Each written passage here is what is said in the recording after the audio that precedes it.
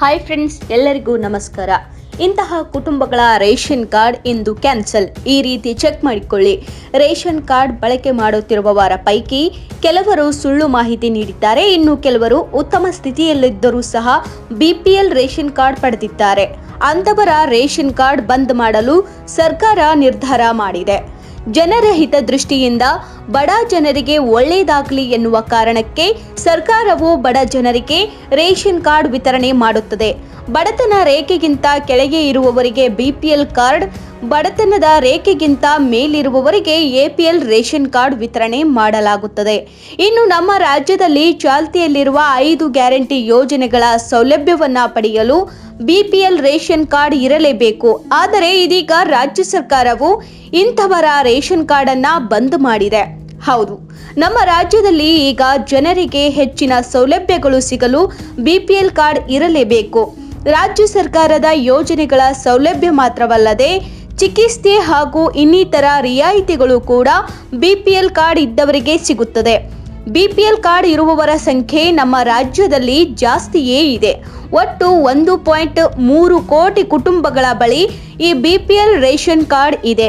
ಒಟ್ಟು 1.14 ಕೋಟಿ ಜನರ ಬಳಿ ಈ ಬಿಪಿಎಲ್ ರೇಷನ್ ಕಾರ್ಡ್ ಇರಬೇಕು ಎಂದು ಮಿತಿ ಇದೆ. ಆದರೆ ನಮ್ಮ ರಾಜ್ಯದಲ್ಲಿ ಈಗ ಪ್ರಸ್ತುತ 1.33 ಕೋಟಿ ಕುಟುಂಬಗಳ ಬಳಿ ಈ ಬಿಪಿಎಲ್ ರೇಷನ್ ಕಾರ್ಡ್ ಮತ್ತು ಅಂತ್ಯೋದಯ ಕಾರ್ಡ್ ಇದೆ. ಇದು ಮಿತಿಯನ್ನ ಮೀರಿರುವ ಮಟ್ಟ ಆಗಿದ್ದು, ಹೆಚ್ಚುವರಿ ಕುಟುಂಬಗಳ ಬಳಿ ಇರುವ ಈ ರೇಷನ್ ಕಾರ್ಡ್ಗಳಿಗೆ ಸರ್ಕಾರವೇ ವೆಚ್ಚ ಭರಿಸುತ್ತಿದೆ. ಹಾಗೂ ಇನ್ನು 3 ಲಕ್ಷಕ್ಕಿಂತ ಹೆಚ್ಚು ಜನರು ಹೊಸದಾಗಿ ರೇಷನ್ ಕಾರ್ಡ್ಗೆ ಅರ್ಜಿಯನ್ನ ಸಲ್ಲಿಸಿದ್ದಾರೆ. ಈಗಾಗಲೇ ಹೆಚ್ಚು ರೇಷನ್ ಕಾರ್ಡ್ಗಳನ್ನು ನೀಡಿರುವ ಕಾರಣ ಸರ್ಕಾರ ಇನ್ನೂ ಕೂಡ ಹೊಸ ರೇಷನ್ ಕಾರ್ಡ್ ವಿತರಣೆ ಮಾಡಿಲ್ಲ. ಜೊತೆಗೆ ಪ್ರಸ್ತುತ ರೇಷನ್ ಕಾರ್ಡ್ ಬಳಕೆ ಮಾಡುತ್ತಿರುವವರ ಪೈಕಿ ಕೆಲವರು ಸುಳ್ಳು ಮಾಹಿತಿಯನ್ನ ನೀಡಿದ್ದಾರೆ. ಇನ್ನು ಕೆಲವರು ಉತ್ತಮ ಸ್ಥಿತಿಯಲ್ಲಿದ್ದರೂ ಸಹ ಈ ಬಿಪಿಎಲ್ ರೇಷನ್ ಕಾರ್ಡ್ ಪಡೆದಿದ್ದಾರೆ.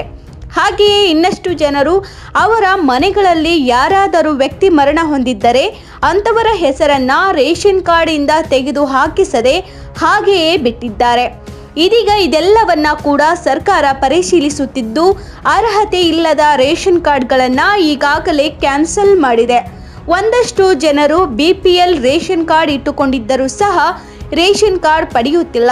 3 ತಿಂಗಳಿನಿಂದ ಯಾರೆಲ್ಲ ರೇಷನ್ ಕಾರ್ಡ್ ಪಡೆದುಕೊಂಡಿಲ್ಲವೋ ಅಂತವರ ರೇಷನ್ ಕಾರ್ಡನ್ನು ಸಸ್ಪೆಂಡ್ ಮಾಡಲಿದ್ದು, 6 ತಿಂಗಳಿಂದ ರೇಷನ್ ಪಡೆದಿಲ್ಲ ಎಂದರೆ ಕ್ಯಾನ್ಸಲ್ ಮಾಡಲಾಗಿದೆ. ಈ ಕೆಲಸವನ್ನ ಸರ್ಕಾರ ಸ್ಟ್ರಿಕ್ಟ್ ಆಗಿ ಮಾಡುತ್ತಿದ್ದು, ಒಂದು ವೇಳೆ ನಿಮ್ಮ ರೇಷನ್ ಕಾರ್ಡ್ ಕೂಡ ಈಗಾಗಲೇ ಬಂದ್ ಆಗಿದ್ದರೆ ಮತ್ತೆ ನೀವು ಎಪಿಎಲ್ ರೇಷನ್ ಕಾರ್ಡ್ ಪಡೆಯಲು ಅರ್ಜಿಯನ್ನು ಸಲ್ಲಿಸಬಹುದು. ಮಾಹಿತಿ ಇಷ್ಟವೆನಿಸಿದ್ರೆ ಲೈಕ್ ಮಾಡಿ, ಶೇರ್ ಮಾಡಿ. ಧನ್ಯವಾದಗಳು.